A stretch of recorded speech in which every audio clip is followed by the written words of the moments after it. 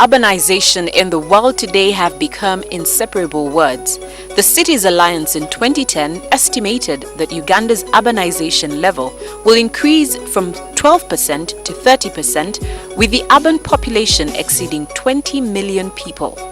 The current government projection of Fort Portal becoming a tourism city and the Vision 2040 puts Fort Portal in the limelight for this planned growth. This will obviously take a toll on the food resources available for both urban and peri-urban dwellers. But as the population grows, and you're aware that the number of unemployed youth is growing big day and night. So we have been preaching a gospel of our fellow youth not relying on these white-collar jobs. So they should not be job seekers. Instead, they turn themselves into job creators. And some of them embraced our idea. So they resorted to joining food vending because the market is there. Already the region suffers intolerable malnutrition challenges. For example, 41 to 43% of children under the age of 5 in this region suffer from chronic malnutrition. Ironically, the region is known as East Africa's food basket.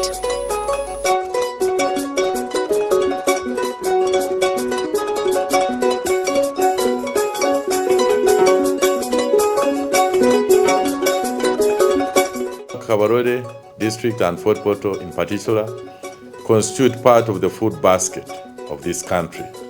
We do produce a lot of food, and this is evidenced by the over 100 lorries of matoke and other foodstuffs that leave Kabarole District for the capital Kampala and beyond up to Juba in southern Sudan.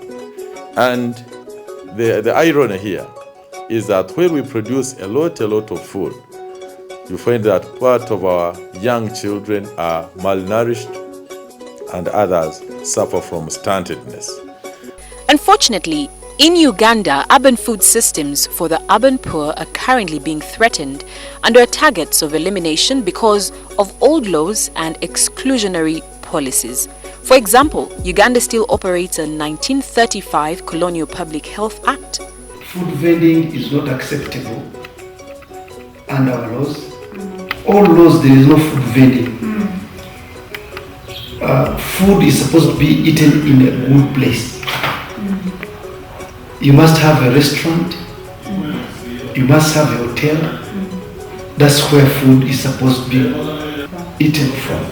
As the health department would ask them here and there, but still they would run away, and their customers would follow them wherever they were.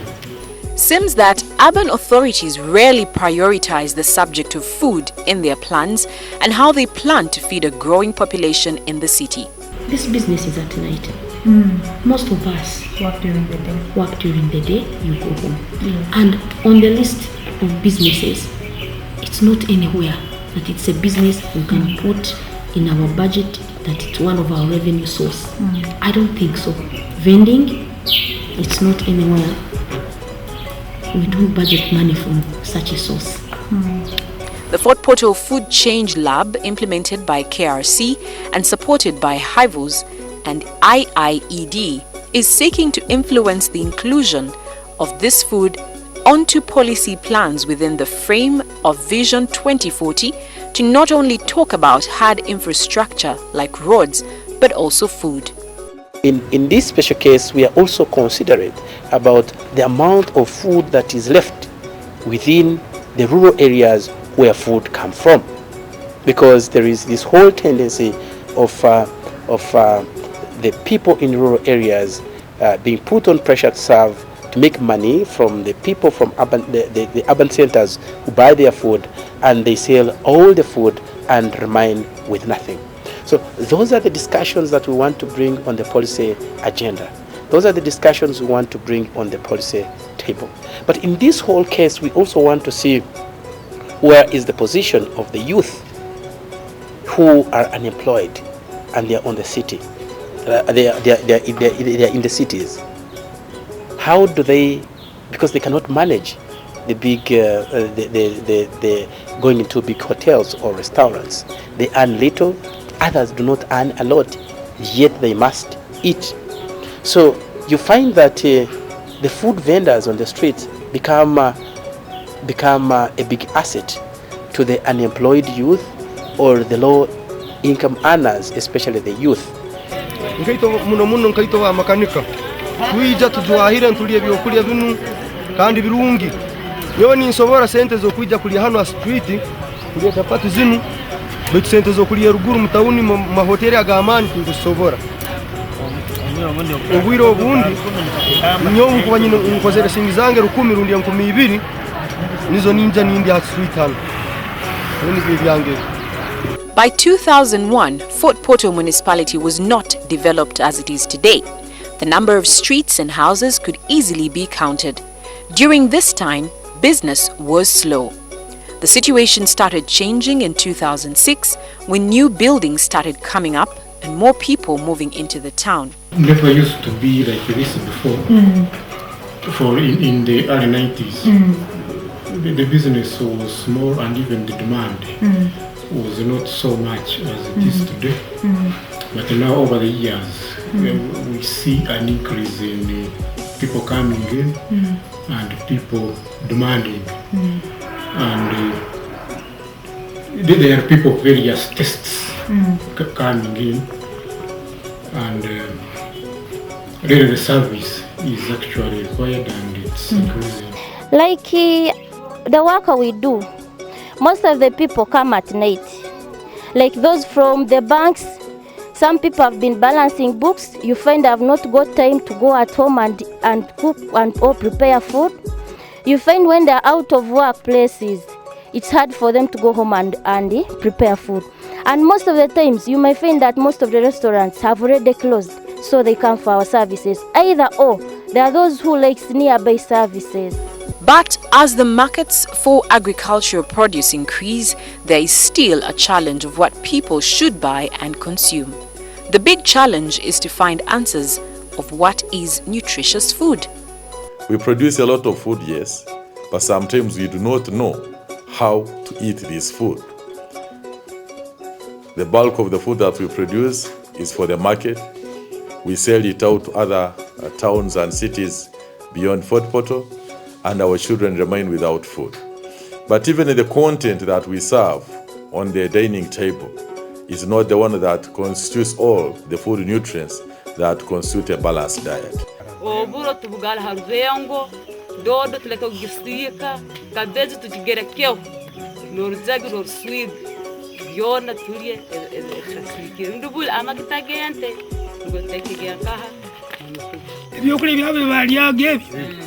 Yali bintu baletera amani kandi wawurago omuntu amara omwaka atakagambira njoka nezindu rundi omuntu amara omwaka atakarwaira omuswiji nyona nyonye kali mukagamba omuswiji nkoro ntandikira kubirwara myaka ene baitu nyombe nakulira ngata kumanya muswiji ntakumanya nkoro abwe byokulya ebi twalyaga yakara bitwate agire mu kusika amagita twatugaleta pressa.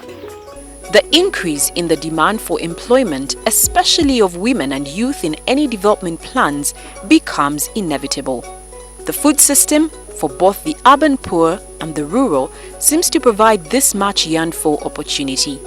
Therefore, the transformation of rural into urban areas could be based on the very farming they know, but also value addition to the agriculture produce before it leaves the region. Currently, we sell most of the food to the neighboring countries in their raw form. I can talk of maize.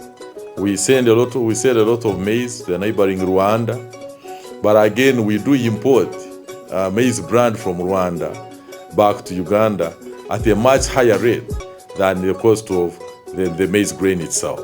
And therefore, this calls for government intervention to help our farmers in adding value to this maize that they produce alongside other foodstuffs, so that while we produce this maize, we should go through the entire value chain, add value so that we get optimal use of whatever we produce in this district, and therefore the farmer will get the best proceeds out of his or her effort.